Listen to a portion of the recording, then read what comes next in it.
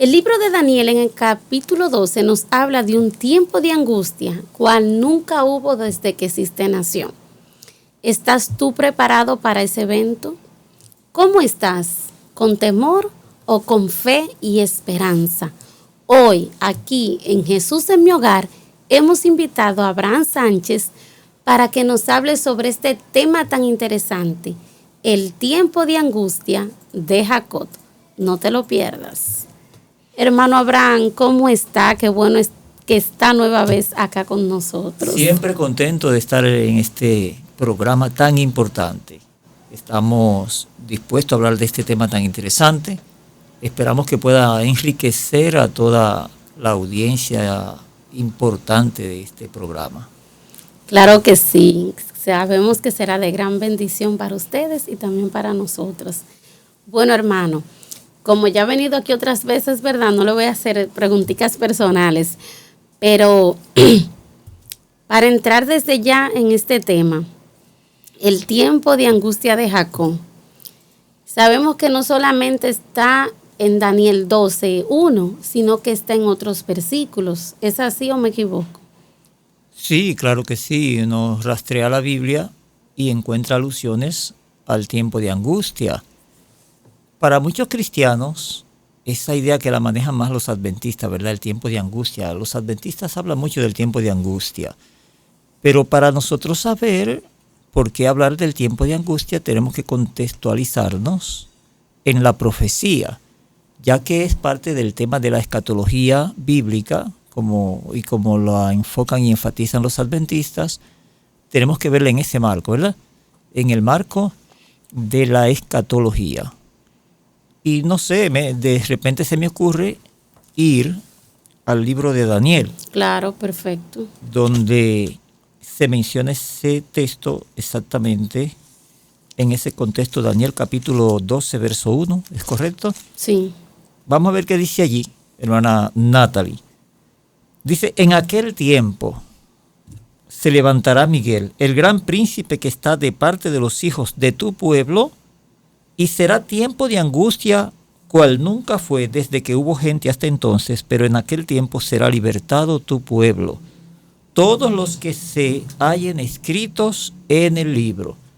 Y aquí de pronto se ha mencionado una cantidad de cosas que nos requieren comprensión, análisis, ¿verdad? Y naturalmente no aspiramos a ampliarnos mucho tiempo, pero nos habla primero de aquel tiempo. Pero escúcheme que le interrumpa. Los hermanos, si quieren saber más sobre Daniel 12, el hermano Abraham ha estado aquí en otras ocasiones. Le vamos a dejar la descripción de los videos para que usted pueda entrar y entender cómo el hermano explica el dedillo Daniel 10, 11 y 12, ¿verdad? Sí, hemos hablado en otros momentos del tiempo del fin, he explicado la profecía del rey del norte y el rey del sur. Exacto. Como está enfocado en esos capítulos. Precisamente este tema aquí es parte de este enfoque, o sea, del tema de los reyes del norte y del sur, o del rey del norte y del sur. Y en toda esa narrativa del rey del norte y del sur entra un momento en que se produce un tiempo de angustia. Y ya es al final, el referente del tiempo del fin en esta narración está en el capítulo 11, verso 40, que dice, pero al cabo del tiempo, el rey del sur contenderá con él, y el rey del norte se levantará contra él como una tempestad con carros y gente de a caballo y muchas naves, y entrará por las tierras e inundará y pasará. Nosotros podríamos ver un cumplimiento en el momento, en tiempos del gobierno de Donald Trump, si bien el rey del norte en el que entra Estados Unidos, porque definimos el rey del norte como el papado. Pero sabemos que el papado y el imperio, o la segunda bestia en Apocalipsis 13, ¿no? Hay una primera bestia y una segunda bestia. La segunda bestia viene siendo los Estados Unidos, que le da autoridad a la primera bestia, que es el papado, y ahí se hace un binomio que viene definiendo el rey del norte. Okay. Siendo el papado el ente principal, porque la religión está detrás de todo, realmente la religión es la rectora de todas las cosas. Por eso entonces la figura religiosa que influye sobre el poder temporal es básicamente a quien se refiere el rey del norte. Pero nada, el punto es que en el tiempo de esos conflictos entre el rey del norte y el rey del sur, que parten desde las guerras de los últimos tiempos, no podemos remontar a la tormenta del desierto, es decir, esa guerra que se hizo con Irak, ahora está con Irán, en estos momentos con el presidente Donald Trump. Es posible que esos episodios se extiendan, ¿verdad? Que vengan otros conflictos, pero son parte de un desarrollo, de un mismo desarrollo, que a veces no se ajustan tanto a un año, ni 2, ni 3, a veces pueden tomarse hasta una década o varias décadas, porque esos conflictos vienen desde tiempo. El punto es que esos conflictos desencadenan en una crisis mundial. El mundo va hacia un colapso en todos los sentidos, en el sentido material, pero sobre todo en el sentido espiritual, en la misma medida que se desploman los valores espirituales y que la lucha entre el bien y el mal se recrudece, pues entonces el mundo va en debacle. Cuando hablamos de lo moral, que es un tema muy importante de definir en todo esto, lo moral tiene que ver con la manera como el hombre se rige en sus valores. Y los valores cristianos tienen que ver con los mandamientos de Dios y de Jesucristo, que no son distintos, ¿verdad? Porque Cristo obedecía los mandamientos de su Padre, Jehová, que Él mismo los proclamó desde el Sinaí, como se desprende claramente de la Biblia y del Nuevo Testamento. Entonces esos valores son los principios que rigen al hombre, los 10 mandamientos, es lo que determina la moral humana. Y aunque cada cultura tiene una moral diferente, la moral tiene que corresponderse con los principios reales de la vida, ¿verdad? Que vienen desde el Edén, se proclaman en el Sinaí y nos llegan a nosotros en el testimonio de la vida de Jesucristo y en sus palabras. Bueno, pues, cuando el mundo llega a esa crisis, entonces viene un tiempo de angustia para el pueblo de Dios, que es en aquel tiempo, en el tiempo del fin, ¿verdad? En aquel tiempo se levantará Miguel. Y ahí viene la pregunta, ¿y qué es levantarse Miguel? ¿De dónde se levanta? Muy importante. Miguel es Cristo. La palabra Miguel en sí mismo se explica, tiene el significado de que el que es igual a Dios, Miguel. Entonces se refiere a Cristo. Ahora Cristo está en el santuario. Dice que Cristo entró al santuario, se sentó a la diestra del trono de la majestad en los cielos, ministro del santuario y de aquel verdadero tabernáculo que levantó el Señor y no el hombre. Creo que eso es Hebreos 8, 1 y 2, ¿verdad? Uh-huh. Allí está Cristo. Cristo está sentado a la diestra de Dios como rey, pero también intercede como sacerdote, delante. Cuando se presenta a Cristo delante de Jehová, es porque está intercediendo. Cuando se presenta sentado a la diestra es porque él está allí como rey, que recibirá una investidura final ya posteriormente, pero desde que entró en esa calidad. Así que levantarse Miguel es terminar su intercesión. La intercesión a favor del hombre llega a un momento en que termina. Cristo se levanta, sale del santuario y entonces comenzará una obra de juicio con los que no aceptaron un proceso de santificación. En Apocalipsis se presenta como un sellamiento de los 144,000. Cuando los 144,000 estén sellados, todo el pueblo, todo el que es cristiano debe aspirar a ser un 144,000. Y ser un 144,000 no es un número, o sea, no son 142, 143, 144, desde 1, 2, 3, así. Cada fiel que recibe el sello de Dios es un 144,000. Es una medida de calidad, 144,000. 12 por 12 por 1,000, digamos, 144,000. Entonces, significa perfección y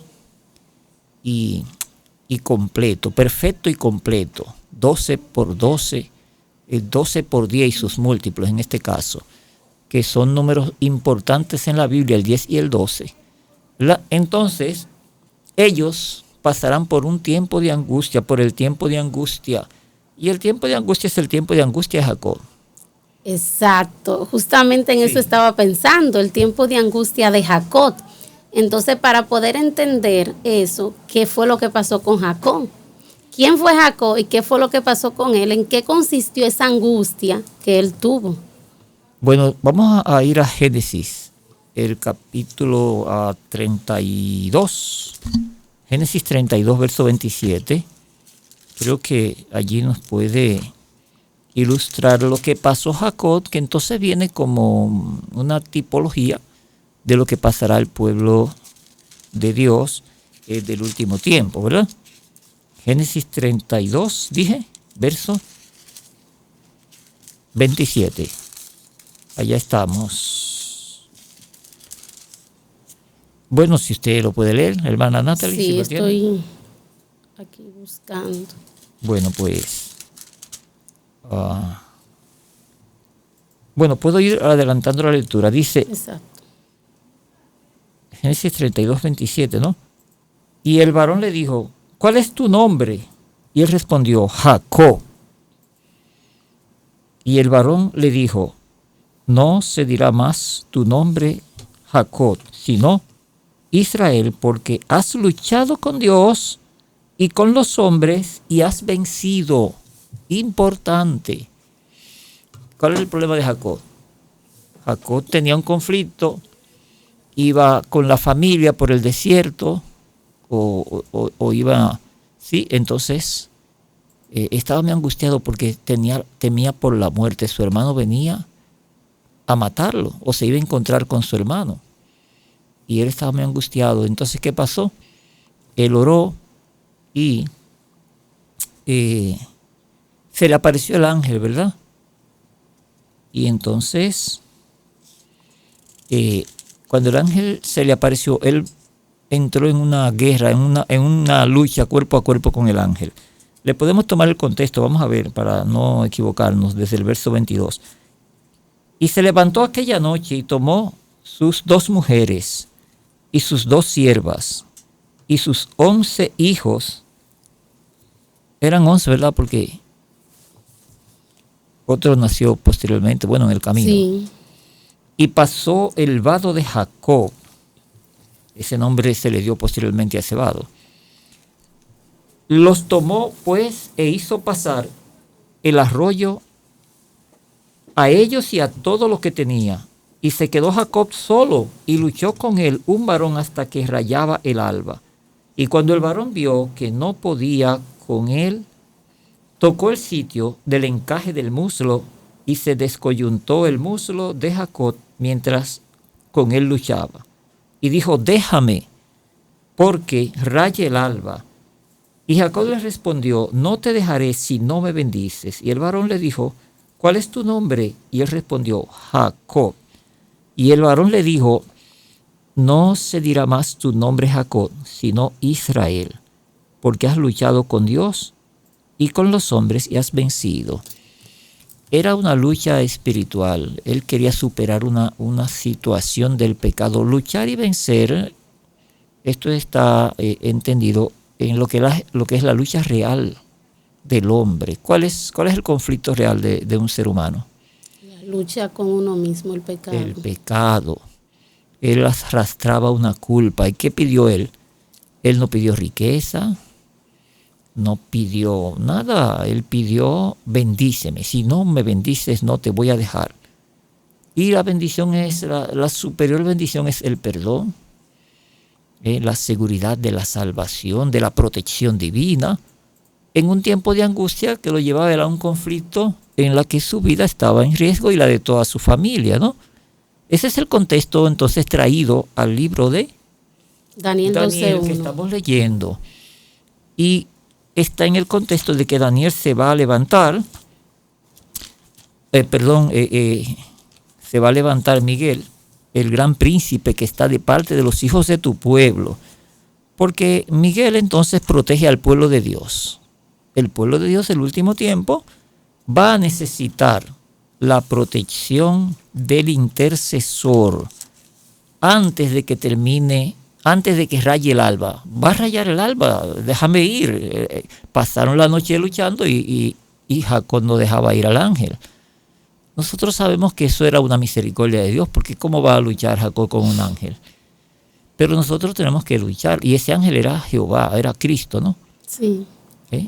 Y era quien lo podía bendecir, porque un ángel puede traer una bendición, pero la decisión de hacerlo la tomó ese ángel ahí. Él le estaba apelando a alguien que podía tomar la decisión de hacerlo, y lo bendijo y le cambió su nombre.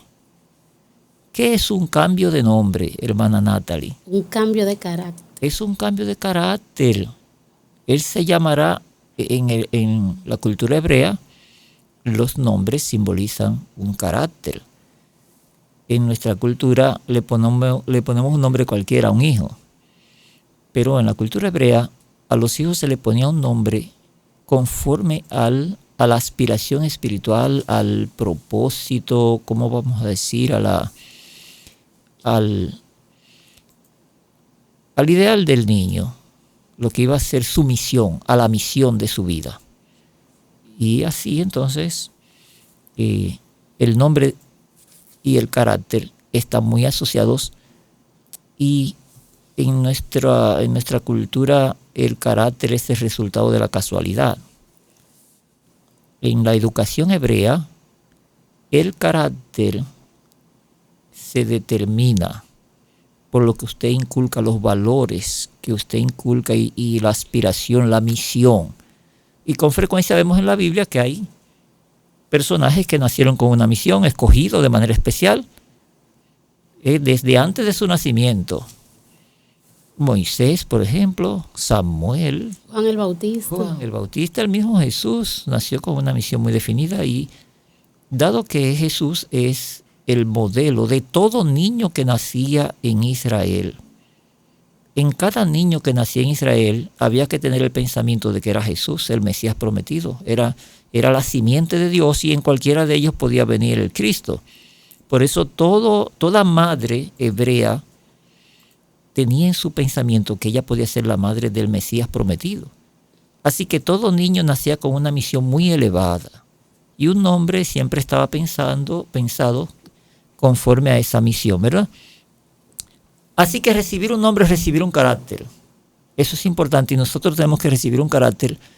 Y en la intercesión donde Cristo está, en el santuario, en este contexto que se presenta aquí, está trabajando nuestro carácter. Nuestros nombres son puestos en el libro de la vida, pero también hay un libro de anotaciones que es de nuestros pecados, de nuestros defectos, de nuestros errores. Esos pecados que están anotados deben ser borrados. Primero son anotados, también se anota un perdón, pero después definitivamente tienen que ser borrados nuestros pecados. Pero el pecado no puede ser borrado del libro si no está borrado del alma. Importante. En los libros del cielo, Dios no puede borrar nuestros pecados, atención, si no están borrados del alma. Y esto hay que aclararlo. Claro. Yo no estoy diciendo que nuestros pecados no son perdonados.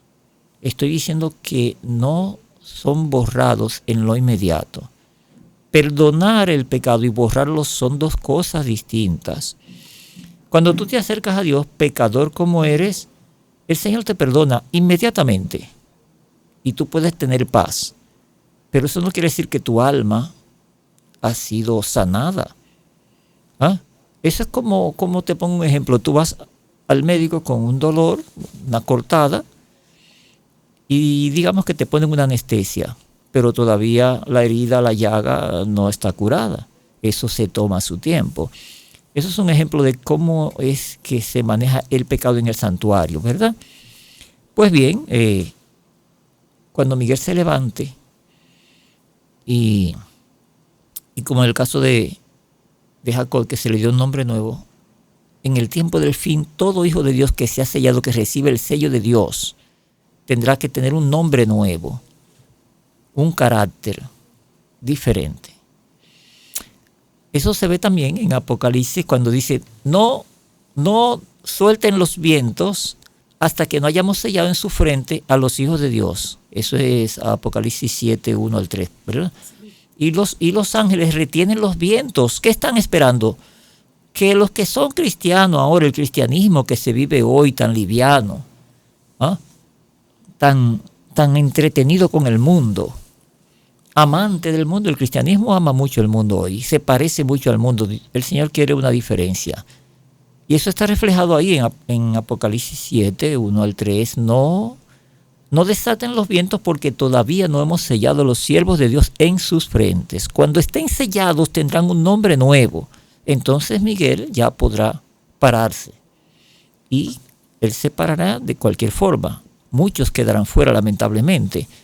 Pero el Señor necesita tener un pueblo representativo de lo que Él fue, de su propio carácter, del carácter de Cristo. Y entonces se levantará Miguel y ahí viene ese tiempo de angustia. El tiempo de angustia, entonces, es el resultado de haber estado en una relación con Dios, saber que ese tiempo ha terminado y cuál ha sido la suerte de cada creyente. ¿Cuál ha sido mi suerte? ¿Cuál debe ser mi suerte en el santuario? Porque somos invitados a acudir al santuario, ¿verdad? Por la fe. Acerquémonos pues confiadamente al trono de la gracia. ¿Para qué? Para hallar gracia y oportuno socorro, ¿verdad? La idea de socorro es en nuestra angustia, por nuestra aflicción, que necesitamos bendición, y la bendición es que nuestro nombre esté en el libro de la vida, que seamos salvos, en otras palabras. Y si bien recibimos la salvación al creer que se obró en la cruz, la salvación es un proceso que no termina en la cruz. Cristo en la cruz comenzó un proceso, después siguió al lugar santo y después siguió al lugar santísimo. Eso está tipificado en el Antiguo Testamento y desglosado en el Nuevo Testamento a través de todas las Escrituras, ¿verdad? Y Cristo en el lugar santísimo está ahora porque estamos en la parte final, estamos en el tiempo del fin. Cuando Él sale, entonces tenemos que estar sellados, tenemos que tener un nombre nuevo. Emblanquecidos y purificados. Exactamente. Muy buen texto. Yo creo que vamos a tener que verlo un poquito para que en el marco de lo que es el sellamiento y entiéndase el tiempo de angustia, la bendición que se recibe y qué es lo que está pasando. Bueno, yo creo que usted citó aquí a Daniel, capítulo 12, el verso 10, a ver, que dice: muchos serán limpios y emblanquecidos y purificados. En ese contexto de todo lo que está pasando, él dice ¿qué es lo que va a pasar? Serán limpios, emblanquecidos y purificados. Los impíos procederán impíamente y ninguno de los impíos entenderá, pero los entendidos entenderán. Esto parece como un trabalengua, pero los entendidos lo entenderán, sí, ¿verdad? Entonces, y desde aquel tiempo, desde el tiempo que se ha quitado el continuo, ya ahí viene contextualizándonos en un marco histórico, porque lo que pasa con la mayoría de la cristiandad es que cuando se habla del tiempo de angustia, no están notando que en esta descripción profética de Daniel, eso se está colocando en un marco histórico específico, que es en el fin del tiempo del fin, en el desenlace final. Sí, porque he escuchado a varias personas decir que ellas, personas cristianas, ¿verdad?, que no pasarán por el tiempo de angustia, no que no va a venir, ellos están claros que habrá un tiempo de angustia, pero que no pasarán por el tiempo de angustia porque ellos ya estarán en el cielo, como una especie de que el tiempo de angustia será para un grupo que se le dio una segunda oportunidad. Eso he escuchado, creo que está todo eso en el contexto de rapto. Sí, hay muchísimas interpretaciones que siguen los cristianos y los círculos cristianos, las denominaciones, pero hay que ser muy bíblico para entender. El pueblo de Dios pasa por el tiempo de angustia. De la manera de ser librado es porque reciben una bendición para pasar por el momento. Porque ¿pasó Jacob por la angustia o fue librado de ella? Pasó por la angustia. Pasó por ella porque al final se encontró con su hermano. El Señor preparó las cosas de tal manera que en este caso su hermano lo abrazó, lo recibió, sí. con nosotros no va a pasar así. El pueblo de Dios va a ser duramente perseguido. Pero esté claro que la angustia consiste en si fui perdonado o no, si recibí la bendición del santuario. Cuando terminó el proceso de intercesión y Cristo se levantó, Miguel se levantó, yo quedé bendecido o no, esa será la angustia. ¿Está mi nombre determinado para la eternidad o yo quedé fuera? Si bien nosotros estamos llamados a tener la seguridad de la salvación, de todas maneras uno se pregunta, pero Señor, ¿será que me estoy perdido o no? Por eso el cristiano tendrá que tener una fe muy fuerte. Jacob tenía mucha fe en Dios. De hecho, se aferró hasta que pidió la bendición y la experimentó y tuvo paz. Y paz deberá tener el pueblo de Dios, pero es un asunto de fe. Y el Señor va a saciar a su pueblo en ese aspecto, ¿verdad?, de lo que es su necesidad del alma. Naturalmente que hay otra angustia que ya viene por el conflicto con el mundo, pero el pueblo de Dios saldrá vencedor. Algunos muertos, otros vivos.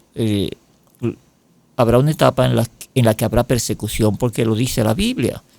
Y habrá muchos muertos, porque dice, y hará matar a todo el que no le adore. La bestia va a hacer eso, así que habrá muertos. Y la Biblia confiesa, declara, eso es Apocalipsis 24, ¿verdad? Sí, Abraham, porque sería, bueno, así que como usted va a llevarlo a un contexto de esperanza y que la gente, ay, no, yo no quiero pasar por eso. No, un contexto de esperanza, porque para el que está en Cristo, todo obra para bien, sea que muera como mártir o que viva para ser sellado, no importa, como quiera, la bendición viene de Dios y Dios es quien nos va a sostener y nos va a ayudar a estar en pie. Claro está, y el cristiano debe estar consciente de que su bendición no es quedarse vivo. El cristiano tiene que desarrollar una conciencia de que la promesa de Dios para él va más allá de la muerte. Exacto. Y de que incluso la muerte es victoria. Para el cristiano, el vivir es Cristo, pero el morir es ganancia. Y a través de todos los siglos, en los conflictos del Evangelio, históricamente, al cristiano le ha tocado ser mártir. Sí. Si usted como cristiano, si nosotros como cristianos no estamos conscientes de que estamos llamados incluso a padecer lo mismo que Cristo padeció, nosotros no hemos entendido el cristianismo. La victoria del cristiano no es triunfar sobre el hombre, es triunfar sobre sí mismo y triunfar sobre los poderes del mal, aunque ellos crean que quitando la vida vence. El cristianismo vence por encima de la muerte, más allá de la muerte, incluso muriendo se vence y el cristianismo enseñó que se vence perdiendo en esta tierra. Se gana la vida eterna, a veces perdiendo esta vida, y Cristo fue el primer ejemplo de eso, y después todos los apóstoles. Muy bien, pero hay esperanza. Amén. Y eso es lo importante. Aquí en el 24 de Apocalipsis dice, y vi trono y se sentaron sobre ellos los que recibieron la facultad de juzgar. Oiga, ¿qué facultad van a recibir los santos de Dios, los redimidos? Y vi las almas de los decapitados por causa del testimonio de Jesús y por la palabra de Dios, los que no habían adorado a la bestia ni a su imagen y que no recibieron la marca en sus frentes ni en sus manos, y vivieron y reinaron con Cristo 1000 años. Ellos, después de toda esa crisis, que vencieron sobre la bestia y su imagen, que viene a propósito de la pregunta que usted hace. ¿Estarán los redimidos, participarán en la lucha directa con la bestia o no estarán aquí? No, ellos tendrán que estar en el conflicto para poder vencer contra la bestia y su imagen, contra la persecución, contra los decretos de muerte, porque hará matar es un decreto. Todas las profecías bíblicas se cumplen en el marco de los estamentos sociales, del gobierno, de los imperios de turno. Ellos son los que toman decisiones, y las decisiones imperiales son leyes. Está hablándote de imperios, de poderes, bestias. Así que son decretos.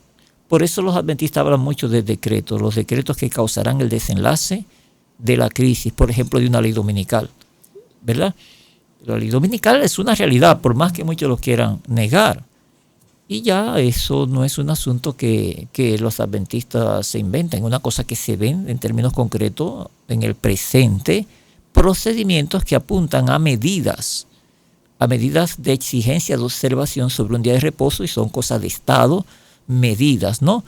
De Estado religioso como el Vaticano, que lo propugna y lo propone de una manera legal, como es el caso de las últimas encíclicas, por ejemplo, del Papa anterior. Laudato Si. Sí, y ya desde Juan Pablo II vienen todas encíclicas proponiendo un día de reposo dominical, un domingo, y también proponiéndolo como una medida de Estado, de ley, de los congresos. O sea que no es un invento. Pero volviendo aquí a Daniel, porque el punto es el tiempo de angustia, ¿no? Estamos viendo cómo sucede en un tiempo, cómo se levanta Miguel, que ya hemos explicado. Miguel es el príncipe que está de parte de los hijos de tu pueblo. Y será tiempo de angustia cual nunca fue desde que hubo gente hasta entonces, sin precedente en la historia. Pero en aquel tiempo será libertado tu pueblo, todos los que se hallen escritos en el libro. Así que el tiempo de angustia sucede justo antes de que termine el juicio que revisa los libros en el cielo. Hay varias etapas de revisión de libros en el cielo, ¿verdad? En el santuario de Dios. Ya sabemos que la Biblia dice que los redimidos, cuando estén en el cielo durante el milenio, revisarán los libros de los que se perdieron, de los que no participaron en la primera resurrección ni fueron levantados con Cristo cuando Él vino. Claro que cuando Cristo viene en la primera resurrección, juntamente con ellos se levantan los justos para recibir juntamente a Cristo en el aire, ¿verdad? O sea, no se van uno primero y otro después. En la resurrección, a la final trompeta, en el momento final, Cristo viene en las nubes de los cielos, no pisa tierra, y entonces resucitan los muertos, según 1 Corintios Tesalonicenses y Corintios 15:45, también en Tesalonicenses, sí. Dice que unos y otros son levantados juntamente al cielo. Y también dice que en ese momento los impíos mueren al resplandor de su venida. Bueno, entonces, en aquel tiempo es libertado tu pueblo. Esa liberación del pueblo de Dios no se refiere a ese momento de la resurrección. Se refiere al momento cuando Miguel se levanta, cuando termina la obra intercesora. En ese caso está claro que también termina la gracia. Hay un tiempo de gracia. Ese tiempo de gracia termina cuando ya no hay intercesor, cuando Cristo termina. Pero cuando Cristo termina la intercesión, ¿ya aparece en la tierra a buscar a su pueblo definitivamente? No, porque la angustia primero desata un tiempo de persecución y después un tiempo de angustia que envuelve al mundo entero. Todo el mundo entra en una angustia por la que el pueblo de Dios experimenta, aunque ya la angustia de si fue perdonado o no es superada, porque el Señor le da paz a su pueblo. ¿Y cuál es la angustia que viene al mundo? Está descrita en Apocalipsis 16, que habla de las plagas. De las 7 plagas que vienen. Eso se lo dejo de tarea a los oyentes, ¿verdad? Leer sobre las 7 plagas. Abraham, yo tengo aquí un versículo que me gustaría que usted tocara, porque es uno de los tantos que en este tema del tiempo de angustia nos da esperanza. Por ejemplo, Apocalipsis 3:10 dice: porque guardaste la palabra de mi paciencia, yo también te guardaré, de la hora de prueba que ha de venir sobre todo el mundo, para probar a los moradores de la tierra. Sí, te guardaré, pero no quiere decir que no van a estar ahí. En el tiempo de las 7 plagas, la angustia que viene sobre el mundo, el pueblo de Dios estará sobre la tierra, pero ser librado se refiere a que tendrá la protección especial del Señor. A mí me gustaría, Natalie, y hermanos que nos siguen y nos escuchan, que nosotros veamos el Salmo de los 144,000. Usted sabía que hay un salmo especial, más que otros, ¿no? Que es el de los 144,000. No sabía, ¿no? Pues mira, aquí mismo me salió el Salmo 91. Ok. Ese es el Salmo de los 144,000. Bueno, quizás usted lo vea como una exageración o especulación. No. O algún oyente. Pero si lo leemos nos vamos a dar cuenta de una vez que este salmo es un salmo especialmente escatológico. Dice, el que habita al abrigo del Altísimo morará bajo la sombra del Omnipotente. Yo creo que ese salmo se lo saben de memoria. En estos días pasados estaba en casa de una vecina y ella tenía en su habitación la Biblia abierta en el Salmo 91. Y mucha gente tiene su Biblia abierta. Un amuleto. Sí. Y yo le digo, ¿y tú sabes lo que dice el Salmo 91? ¿Tú lo sabes? No, yo no me lo sé, pero lo tengo ahí porque eso es una protección ahí. Pero ella no sabe lo que dice. Dice, no, ese salmo te va a proteger si tú lo repites, te lo aprendes y te concentras en lo que él dice y lo medita. Entonces, el que habita al abrigo del Altísimo morará bajo la sombra del Omnipotente. Este salmo a mí como que me reclama como una solemnidad especial, como que yo no, cuando lo leo, como que mi ánimo se transforma, renueva. Porque como que me requiere mucha solemnidad. Cuando te habla de morar bajo la sombra del Omnipotente, eso es una cosa demasiado grande y sublime. Pero eso es lo que va a proteger al pueblo de Dios del último tiempo. Morará bajo la sombra del Omnipotente y diré yo a Jehová, esperanza mía, castillo mío, mi Dios en quien confiaré. En el tiempo de angustia, el pueblo de Dios estará presente y contará con una protección especial. ¿Por qué requiere de esa protección? Porque el mundo no va a estar fácil en el tiempo de las plagas, ¿no? Eso es un tema para tratarlo. El mundo va a ser devastado, la gente no se imagina. La gente oye hablar de guerras, de que murieron cientos de miles, de que una catástrofe mató cientos y cientos de miles y así, ciudades devastadas. Pero miren, el tiempo de angustia que vendrá sobre el mundo, quedará poca gente en el mundo. Sí, por eso la Biblia dice, ¿quién podrá sostenerse en pie? ¿Quién podrá sostenerse? Ahora, mi Dios, ¿en quién confiaré? Dice el verso 2. Y fíjate si estamos en el contexto correcto. Aquí en el verso 3 dice, Él te librará del lazo del cazador, de la peste destruidora o destructora. Con sus plumas te cubrirá y debajo de sus alas estarás seguro. Escudo y adarga es su verdad. Es decir, nos está describiendo un momento en que necesitaremos la protección especial de Dios.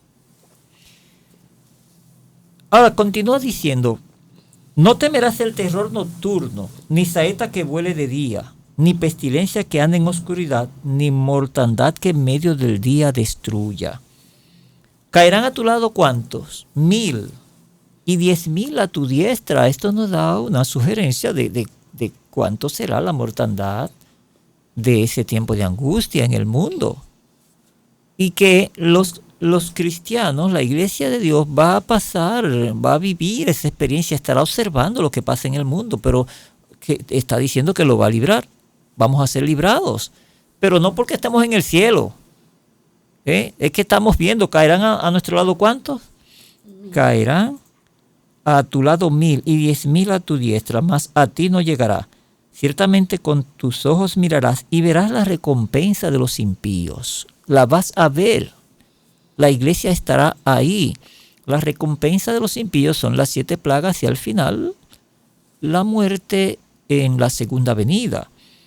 Y entonces continúa. Yo quiero que este versículo nos vaya arrojando más contexto del momento de angustia y de que es el tiempo de angustia exactamente el tema aquí. Que lo vaya arrojando el texto en la medida que lo estamos leyendo. Dice, porque ha puesto a Jehová, que es mi esperanza, has puesto a Jehová, que es mi esperanza, al Altísimo por tu habitación, no te sobrevendrá mal, ni plaga tocará tu morada, porque tu morada, la morada del pueblo de Dios todavía será aquí en la tierra. Ok, claro que sí. Pero a tu morada no llegará. ¿Y a dónde moraremos? Cuando viene a ver, estaremos escondidos en una cueva, en una loma huyendo, porque el pueblo de Dios estará perseguido. La furia de precisamente las plagas que recibirá el mundo será porque están persiguiendo a Cristo en la persona de sus santos. Has puesto a Jehová, que es mi esperanza, al Altísimo por tu habitación, no te sobrevendrá mal, ni plaga tocará tu morada. Pues a sus ángeles mandará acerca de ti, que te guarden en todos tus caminos. En las manos te llevarán, para que tu pie no tropiece en piedra. Este versículo 13 me llama mucho la atención. Dice, sobre el león y el áspid pisarás, hollarás al cachorro del león y al dragón. ¿Contra quiénes es que va a luchar el pueblo de Dios? Contra el dragón, contra la bestia y su imagen. El león es en el contexto el león era un símbolo de qué imperio? Babilonia. Pero la Babilonia moderna es la que confunde al pueblo de Dios con sus falsas doctrinas y por lo cual reciben la marca de la bestia. Pero ¿qué va a hacer el pueblo de Dios? Dice aquí, pisarás.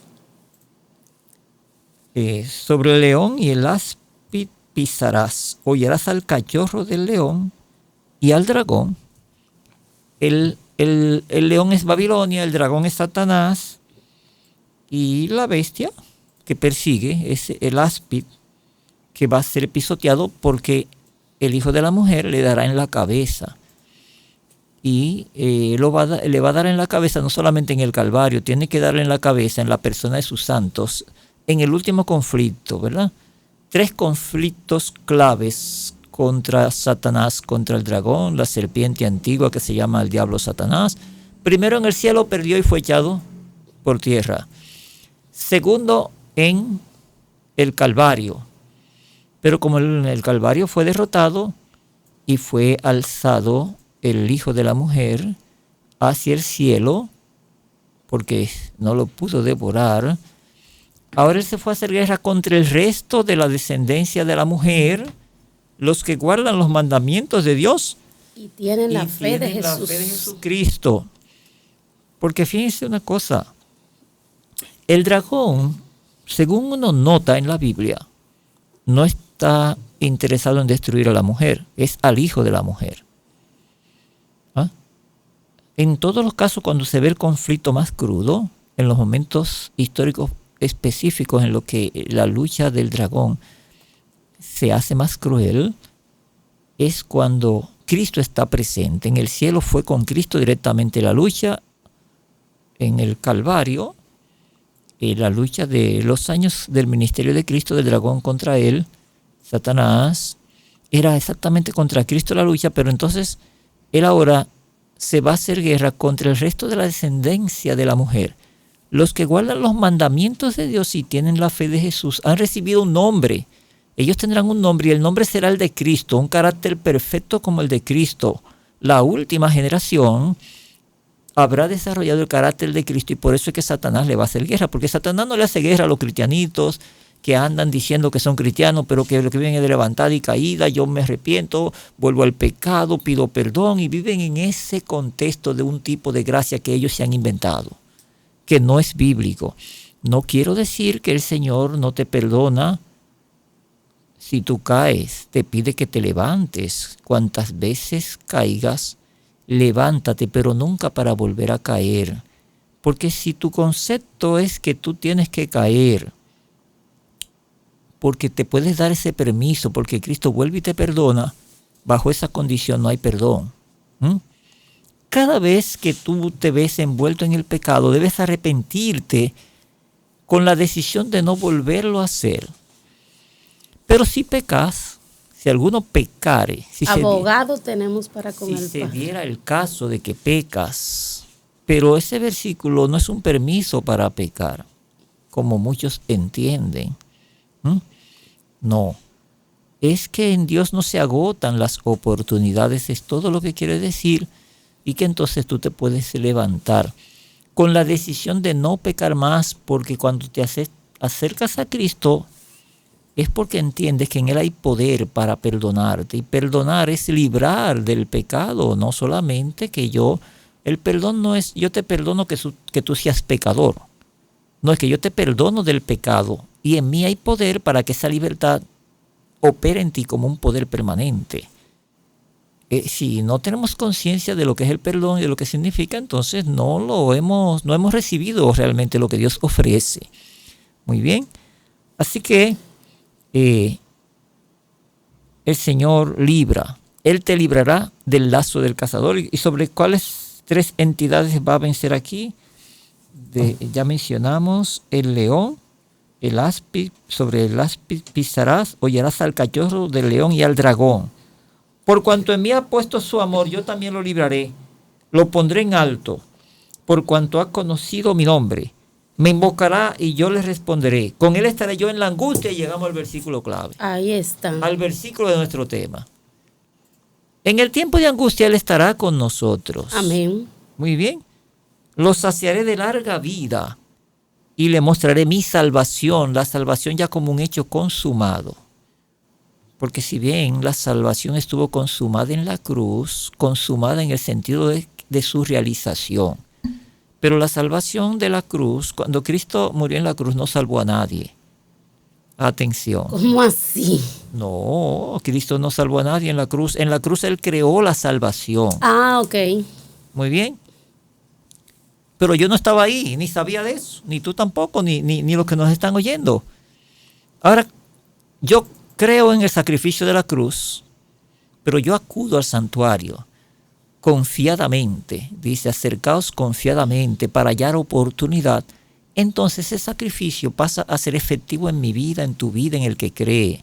Entonces es que somos salvos en el santuario, en la intercesión de Cristo, donde Él está manejando nuestro nombre en el libro y nuestros pecados apuntados en el libro, apuntando un perdón a nuestro favor, borrando finalmente ese pecado. Eso es una operación de la salvación que el cristianismo de hoy no valora. No se detiene a pensar y a verlo así. Está pensando en la salvación de la cruz que no salva a nadie. ¿Ah? Ojalá que eso quede bastante claro. Entonces, en el tiempo de angustia, el pueblo de Dios es librado del dragón, librado de la serpiente, librado del león de Babilonia. ¿Sí? Y esa liberación no solamente es de esos poderes, es la liberación del pecado en mi vida.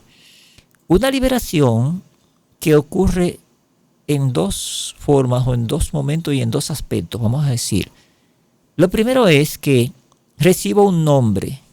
Jacob recibió un nombre y al recibir ese nombre, él todavía no había llegado a la tierra a la que iba a llegar. Y era una tierra que la había recibido como herencia de bendición de su padre. Y la estaba usando su hermano, pero eso era de él. Bueno, él iba hacia la bendición, pero la bendición la recibió fue en el camino, en la noche de lucha con Jehová. Cuando le dijo, tú tienes que bendecirme. Entonces, nosotros tenemos que recibir un nombre nuevo, no cuando lleguemos al cielo. En el cielo se nos dará una piedrecita con un nombre nuevo, bueno, pero en el aspecto de un carácter transformado, que no se rinde al pecado, que el poder del perdón y el del Cristo que perdona se hace efectivo en mi vida, un poder que yo lo puedo experimentar y que no puedo caer como el de Cristo. ¿Cristo tuvo caídas? No. Pero Cristo vino a esta tierra a vivir como nosotros, estuvo en nuestras mismas luchas, vino a darnos ejemplo de una victoria sobre el pecado. Cristo no vino a darnos un ejemplo de una vida que se cae y se levanta, se cae y se levanta y se cae y se levanta, y que eso llega a ser una normalidad. Y el ejemplo de Cristo es el que es para nosotros. Entonces ahí recibimos un nombre nuevo cuando alcanzamos esa victoria. Y cuando somos trasladados al cielo, entonces ya no el carácter es victorioso. Ahora la misma carne pecaminosa y sus debilidades son desarraigadas en la resurrección y en el traslado, al ser levantado. Son dos momentos culminantes de la victoria del cristiano. La victoria sobre el pecado antes de que el intercesor salga, y la victoria sobre el pecado, que es una transformación de la naturaleza pecaminosa sobre la que nosotros no tenemos control, sino cuando nuestro carácter es sometido a Cristo, pero que ya sigue perturbándonos, ¿no? Pero a pesar de la perturbación del pecado en el carácter, nosotros alcanzamos una victoria sobre él cuando recibimos un nombre nuevo. De eso hablaba Cristo con Nicodemo, Juan 3, el nuevo nacimiento. Un nuevo nacimiento. A mí me gustaría que usted lea un versículo en Jeremías. Ahora Creo mismo. que es el capítulo 7 o 37. Jeremías capítulo 30, verso 7. Ok. Vamos a ver, dice, cuán grande será aquel día, tanto que no hay otro semejante a él. Será tiempo de angustia para Jacob, pero será librado de él. El pueblo de Dios será librado en ese momento, que algunos interpretan que serán trasladados al cielo, pero librado ya lo hemos explicado bastante, ¿no? Hermanos, pudiéramos decir mucho más sobre este tema, hermana Natalie. No sé si usted tiene alguna pregunta que quizás no la hemos tenido en cuenta o no la hemos abarcado, pero yo creo que este versículo nos da un motivo de meditar y pensar en que vamos a pasar por algo muy grande, pero tendremos la protección de el Omnipotente. Amén, esa iba a ser mi pregunta. ¿Cuál debería ser nuestra actitud frente a este acontecimiento, frente a este evento? Porque ustedes saben que mucha gente ni siquiera le gusta que le toquen el tema porque sienten ese temorcito. Pero ¿cuál debería ser nuestra actitud? Bueno, dice, tiempo de angustia, pero de él será librado tu pueblo. O sea, vamos a ser librados. Eso Amén. nos da esperanza. Y ese versículo confirma. ¿Cómo es que dice? Cuán grande será aquel día. Sí. Tanto que no hay otro semejante a él. Será tiempo de angustia para Jacob, pero será librado de él. Así que lo importante es ser librado, porque toda la preocupación de Jacob desde que salió en su juventud del seno familiar y se fue a donde Labán, ese pesar que él arrastraba de engañador, haber alcanzado la bendición por medio de un engaño y la amenaza que pesaba sobre él de su hermano, todo eso lo angustiaba, su pecado lo angustiaba, pero él fue librado. Gloria a Dios. Y después, cuando vino la persecución de su hermano, que venía con un ejército inmenso, el Señor le cambió el pensamiento y lo libró. El Señor lo libró. La protección de Dios, su perdón, es nuestra paz. Amén. Y ahí Amén. estamos librados. Así que el Señor nos bendiga y nos ayude a estar preparado para el momento, porque no vamos a improvisar. Si no te preparaste ahora, si no hiciste una entrega completa, dependiendo de toda palabra que sale de Jehová, creyendo todo lo que Jehová dice, todo lo que Él te pide que haga, toda tu vida, tu manera de vestir, tu manera de hablar, tu manera de comer, etc. Si tú no rindes tu vida ahora, no esperes que vas a poder improvisar en el momento de angustia, ¿no? Así que la liberación comienza desde ahora y en ese momento será plena. Amén. Sí, así es como usted dice, someteos someternos al Señor para que Él sea quien ponga su gracia en nosotros. Bueno, más que agradecida del Señor por este espacio, agradecer también a usted, hermano Abraham, porque siempre acude a nuestra invitación. Gracias por exponer aquello que el Señor le ha enseñado. Un placer, que el Señor le bendiga grandemente a usted y a toda su audiencia. Amén, amén. A ustedes, como siempre, gracias por su fidelidad a nuestro canal. Te invitamos a compartir este y todos nuestros contenidos para que así como tú has salido bendecido, otras personas también puedan hacerlo. Dale me gusta, comparte, comenta y dale al botón de unirse para que también puedas seguir apoyando nuestro canal. Dios te bendiga.